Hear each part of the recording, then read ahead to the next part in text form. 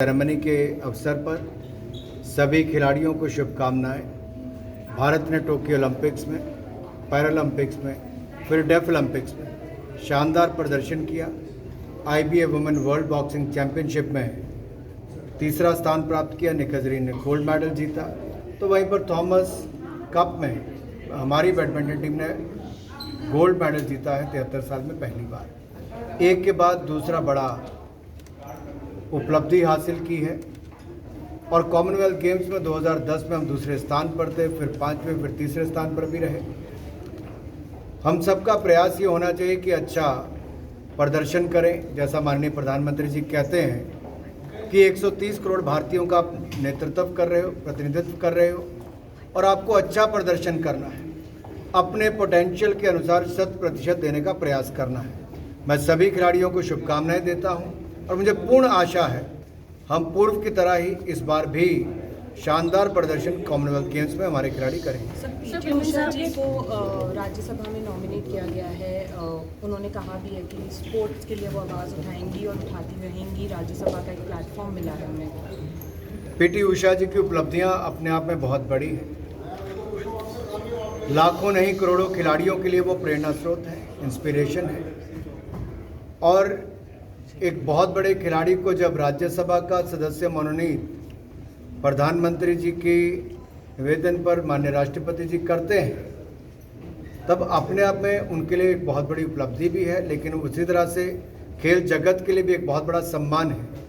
मैं खेल जगत की ओर से माननीय प्रधानमंत्री जी का और राष्ट्रपति जी का आभार प्रकट करता हूं और पीटी उषा जी को बहुत बहुत बधाई भी देता हूं। इसी तरह से ही बहुत सारे और लोगों ने जिन्होंने संस्कृति, कला और अन्य क्षेत्रों में अपना योगदान दिया है, उनको भी मनोनीत किया गया है राज्यसभा में। मैं सभी को अपनी ओर से बहुत बहुत बधाई और शुभकामनाएं देता हूं, क्योंकि ये वो लोग हैं जिनको पहले पद्म श्री, पद्म भूषण, पद्म विभूषण तक से सम्मानित किया गया है।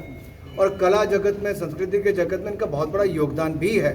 इसी तरह से खेलों में भी बहुत बड़ी उपलब्धियां हैं। इन सभी को ढेरों शुभकामनाएं और जल्द ही इनके साथ राज्यसभा में काम करने का अवसर मिलेगा।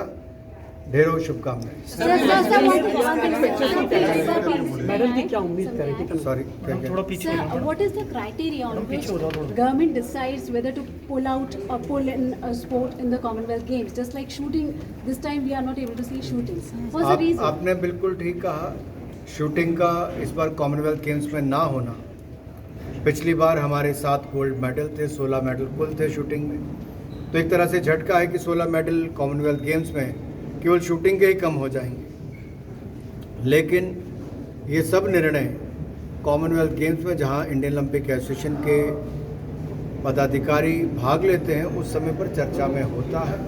किन परिस्थितियों में निर्णय हुए कि वो ज़्यादा बता पाएंगे। लेकिन इसके बावजूद भारतीय टीम तो 215 एथलीट हमारे 108 पुरुष और 107 महिलाएं भाग लेने जा रही हैं। वो शानदार प्रदर्शन करेंगे और मुझे पूर्ण विश्वास है हम पहले की बात इस बार भी बहुत अच्छा प्रदर्शन करेंगे। सर नेशनल गेम्स इस बार सर लॉजिस्टिक्स क्या है? सर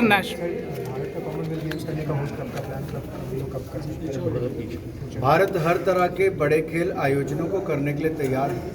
इंफ्रास्ट्रक्चर भी हमारे पास है। खेल संघों को निर्णय लेना है कौन खेल संघ किस चैंपियनशिप का यहाँ पर कर सकता है। जैसे चेस ओलंपियाड करने के लिए जब अनुरोध चेस फेडरेशन की तरफ से आया, तो हमने बहुत कम समय में उसको अनुमति भी दी। और चेस टॉर्च रिले आज तक कभी नहीं हुआ, पहली बार दुनिया में शुरू हुआ, वो भी भारत से। और बहुत शानदार इसका अनुभव देश भर में रहा, जहां अब तक लाखों खिलाड़ियों ने और खेल प्रेमियों ने टॉर्च रिले का स्वागत भी किया और चेस को बढ़ावा देने का काम भी किया है। अनुराग जी नेशनल गेम्स इस बार खेलो इंडिया गेम्स, इसी तरह क्या ग्रास रूट पे कुछ और प्लान है आपका? है निश्चित तौर पर खेलो इंडिया यूथ गेम्स और यूनिवर्सिटी गेम्स बहुत सफल रहे और हमारा आगे भी यही प्रयास है कि इसके और वर्टिकल्स कैसे बनाए जाएं और खेलों का जो ज़मीनी स्तर पर और टूर्नामेंट्स कैसे हों, लीग्स कैसे हों। इससे क्या होगा, खिलाड़ियों को विदेशों की बजाय देश में भी बहुत अच्छे कॉम्पिटिटिव टूर्नामेंट्स मिल सकते हैं, जो लीग्स के माध्यम से हों या फिर जो सब जूनियर एज ग्रुप में खिलाड़ियों को ज़्यादा टूर्नामेंट्स मिले, उसकी दिशा में भी खेलो इंडिया सुझाव मांग रही है कि क्या क्या हो सकता है ताकि भविष्य में वैसा भी किया जाए। Anurag ji, national national games एक बार फिर से गुजरात पहुंच रहा है और सितंबर से होना है। 2015 के बाद आईओए का नेशनल गेम्स नहीं हो पाया क्योंकि इंडियन ओलंपिक एसोसिएशन को करवाना होता है, कोई ना कोई राज्य इसमें जुड़ा होता है। हमने इस बार अनुरोध किया था कि क्यों ना अगर जो एशियन गेम्स का विंडो खाली पड़ा है उसमें नेशनल गेम्स को करवाया जाए। इंडियन ओलंपिक एसोसिएशन ने सकारात्मक भूमिका निभाते हुए उसमें हामी भरी और गुजरात ने आगे आकर कहा कि बहुत कम समय में, देखिए 2 महीने में टूर्नामेंट करना असंभव होता है, लेकिन गुजरात जैसे राज्य ने उस पर हामी भरी है। ये अपने आप में बड़ी बात है। मुझे पूर्ण विश्वास है गुजरात में नेशनल गेम्स जो 7 वर्षों की अवधि के बाद हो रहे हैं वो एक बहुत बड़ा सक्सेसफुल टूर्नामेंट होगा और इसमें खिलाड़ियों को एक अच्छा प्लेटफॉर्म भी प्रतिभा दिखाने का मिल पाएगा। फ्लैग बेरर कौन होगा CWG 2022 के लिए?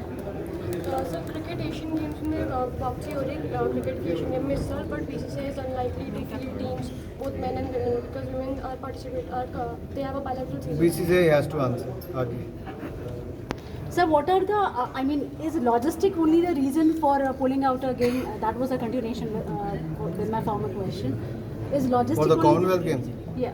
IOA and Commonwealth Game have to their officials they can reply Because on in the that. starting, initially, I there was a said problem they can only reply on that. Acha, okay. So like initially there was problem with hockey Madam, also. only they can reply on that. These Okay. two. Sir, is the sports ministry also seeking a report from AIFF और जो molestation का case आया था minor के against? We take all these cases very seriously. There's a time frame. We'll try to come to a conclusion at the earliest by speaking to all the stakeholders, and senior officials are appointed for that, so to take the right feedback, so that if the allegations are right, appropriate action should be taken within the time frame. Thank you, sir. Thank you.